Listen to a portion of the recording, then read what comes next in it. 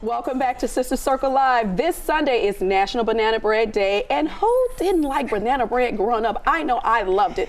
And here to share a delicious banana bread recipe straight out of her cookbook, Cooking with Kelli, that's with 2 Ks, is Kelli Ferrell of the Food Network. Yes! How are you, Pumpkin? I am so good to see you. How are you doing? Absolutely amazing. Now this smells so amazing already, and I love bananas. Now it's a cord back here that's probably going to kill one of us, but I'm going to see to it that no one dies today. Okay, all right. Okay, so why did you choose banana bread, and why is it one of your biggest recipes in your cookbook? Why did you choose to put it in there? Well, the crazy thing is I grew up on banana bread. It's one of these recipes that was passed down from my great-great-grandmother. All right, Big Mother, that's my deal. Big Mother, Just Big Mother. in case you didn't know it. Yes, so it's one of those things I grew up on as a child, baking with my grandmother, baking with my mom, one of those traditions, and I still love it. I drink it with my coffee, usually or probably almost every other morning. Really? Yes, that's my thing, So because I'm not a big breakfast eater. So you bake bread every day so you can have it for the next morning, or at least once a week? I bake bread at least once a week, and that's between for home and for the restaurant. Oh, wow, that's good. Okay, well, let's start the demo. Yes. So we have eggs here. All right. Yeah, So we the have dry ingredients here. So the thing with banana bread is you always want to do your wet ingredients, and you always want to do your dry ingredients, and you know that. And I kind of pre-did it a little bit because you know we're on TV. Of course.